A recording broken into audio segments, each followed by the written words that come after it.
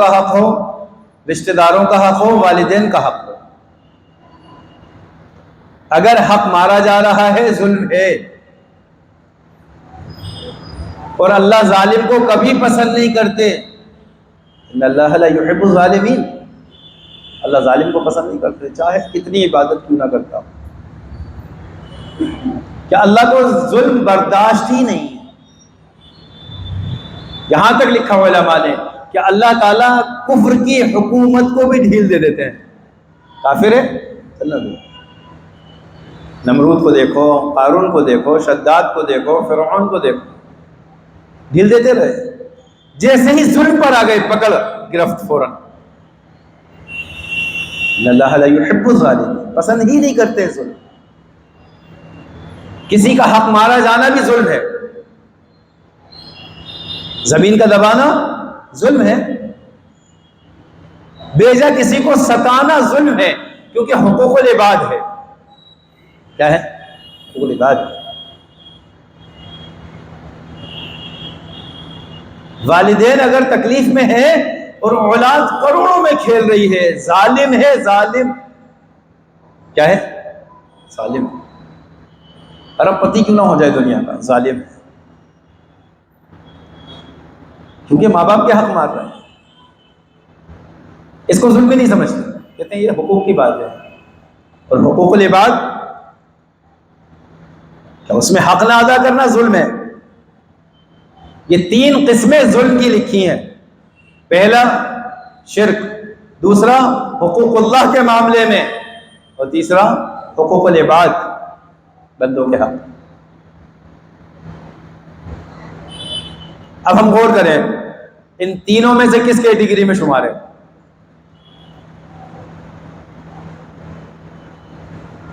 کہیں شرک تو نہیں ہمارے اندر؟ فلاں سے ہوتا ہے، فلاں سے ہوتا ہے، شرک ہے؟ کہیں بھی ذرہ برابر آ گئے شرک ہے۔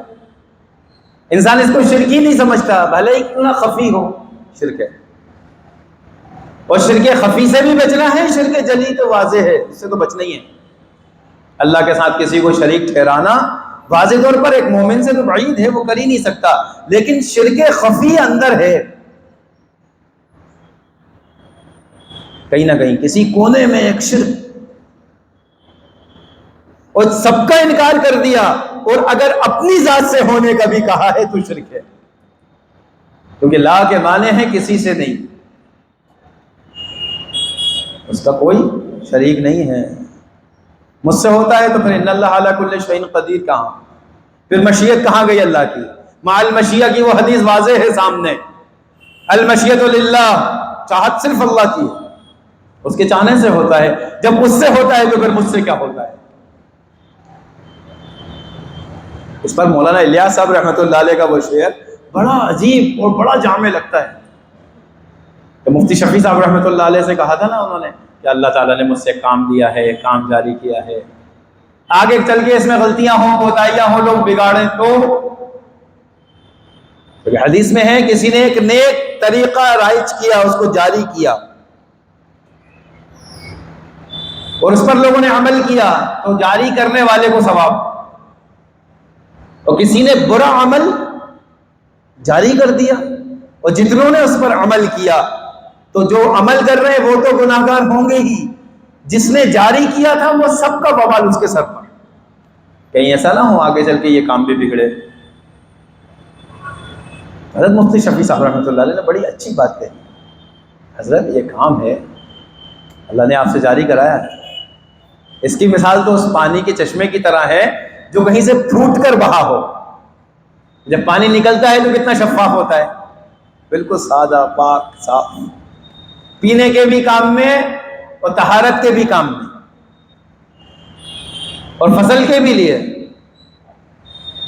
جس چیز میں چاہو استعمال کرو پاک ہے۔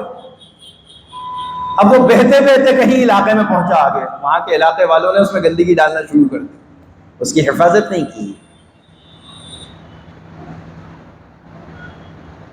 تو نقصان کس کا ہوا؟ جہاں سے جاری ہوا ان کا نہیں، وہاں سے تو صاف چلا تھا، گندا کس نے کیا؟ بعد والوں نے۔ تو جس علاقے والوں نے گندا کیا اس کا نقصان وہ خود بھگتیں گے، انہوں نے اپنے حصے کا پانی خراب کیا ہے۔ آپ کے ذریعے تو اللہ تعالیٰ نے وہ سنت کو زندہ کرایا جو مردہ ہو گئی تھی۔ حضرت بڑے خوش ہوئے، اندر سے مسکرا کے ایک دم یوں کہا کہ لوگ یہ نہ سمجھیں کہ مجھ سے ہوا ہے، کہا میں کچھ نہیں، مجھ سے کچھ نہیں۔ دو بنیادی چیزیں دیکھو یہیں سے شرکت کی سے پاک ہونے کا طریقہ، میں کچھ نہیں، مجھ سے کچھ نہیں، نہ میں کچھ ہوں نہ مجھ سے کچھ ہوتا، میں کچھ نہیں نہ مجھ سے کچھ، اللہ سب کچھ، اسی سے سب کچھ، لا الہ الا اللہ، جو کچھ ہے اللہ سے، شرک سے بالکل پاک ہونا۔ اور اس مزاج میں علماء نے تحقیق کری، دیکھا کہ ایک دور کا جلیل القدر عالم حضرت مولانا یوسف صاحب رحمۃ اللہ علیہ، ایسا ایمان بولنے والے کہ علماء لکھتے ہیں ان کے بارے میں کہ ہم نے ان جیسا ایمان بولنے والا کسی کو نہیں پایا، ایسا ایمان۔ حضرت خود فرماتے تھے کہ میں توحید اتنی بیان کرتا ہوں، اتنی، کیوں؟ تاکہ میں اپنے اندر کا بھی شرک تلاش کر لوں کہ مجھ میں بھی شرک خفی ہے، اپنے اندر کے بھی شرک کو انکار۔ بعض لوگ کسی سے نہیں ہوتا، کسی سے تقریر کر کے اٹھ گئے، میں نے تقریر کری، دیکھو کتنا ہوا، مطلب کہیں نہ کہیں سے آپ کا بھی یہ ہے کہ آپ سے ہوتا ہے،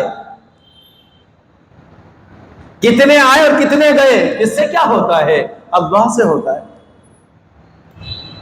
نہ میرے ہونے سے نہ میرے نہ ہونے سے، اللہ اللہ ہیں، جس سے چاہیں جو چاہیں لے لے۔ ہر 100 صدی میں ایک مجدد کھڑا کر دیتے ہیں لوگوں، ہر قوم کے لیے ایک نبی بھیج دیتے تھے، ایک کام نظام اللہ۔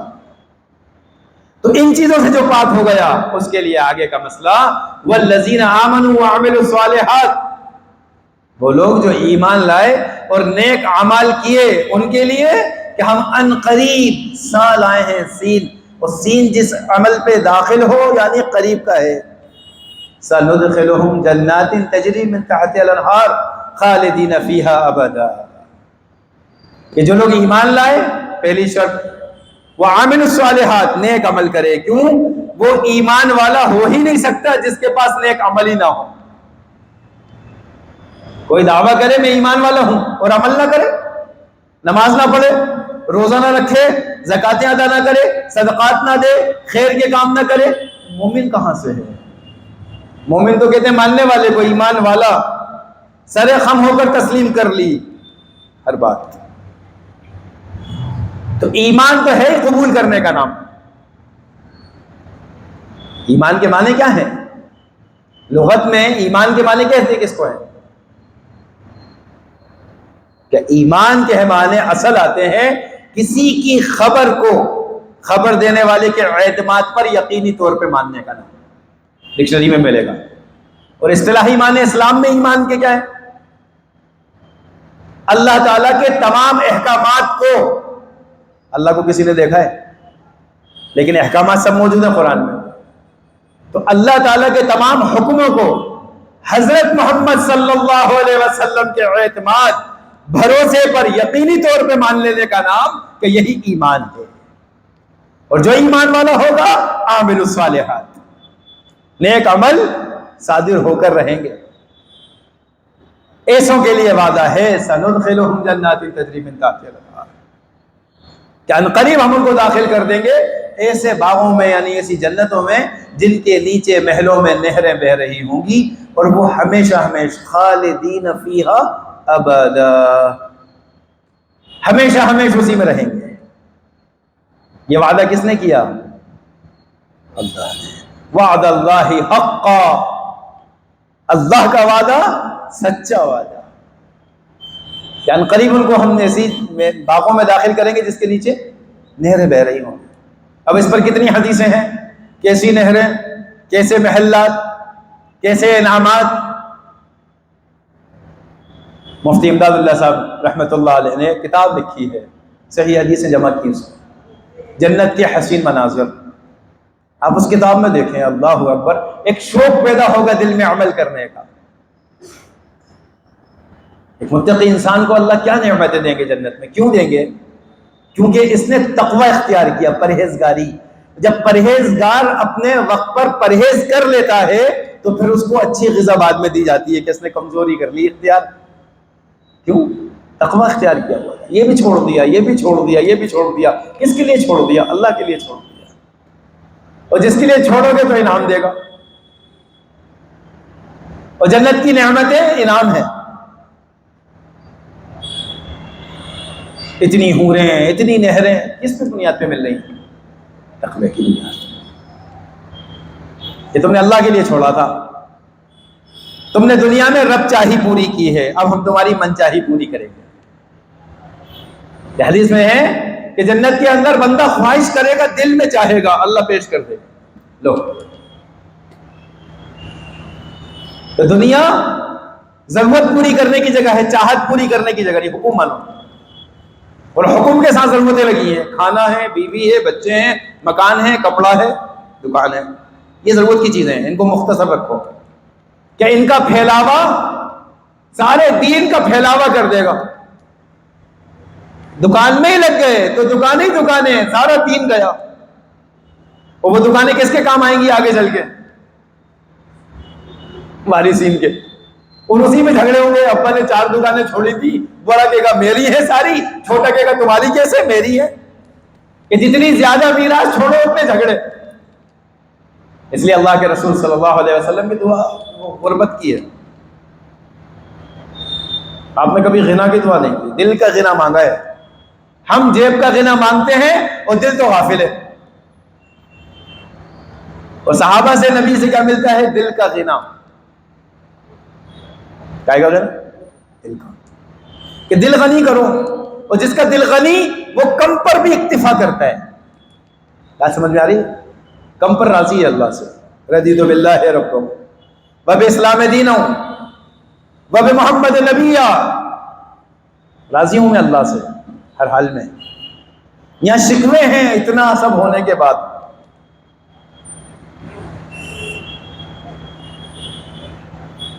تو تقوی والا کون ہوا؟ کم پر اکتفا کرنے والا، کہ ان کے لیے ہے خالدین فیہا ابدا۔ اللہ نے وعدہ کیا ہوا ہے، وعد اللہ حقا، اللہ کا وعدہ سچا، اور اللہ سے بہتر وعدہ کرنے والا کون؟ ومن اصدق من اللہ قیلا، اور اللہ سے زیادہ سچا کون ہوگا؟ کہ جو وعدہ کرے سچا کرے، جو کہہ دیا ہو کر رہے گا۔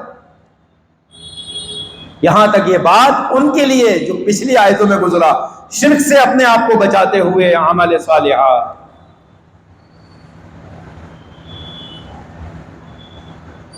نیک اعمال پر ڈالنے کی کوشش میں، رغبت پیدا کرنے میں، یہ ہے بولے۔ اب یہاں اگلی آیتوں میں جو بات آ رہی ہے وہ ہے ان دعوے داروں کے لیے جو دعوے کریں ایمان والے ہونے کی، اور اہل کتاب اپنا دعویٰ کرتے ہیں۔ یہ ہے بات، اس کی شان نزول میں لکھا ہے مفسر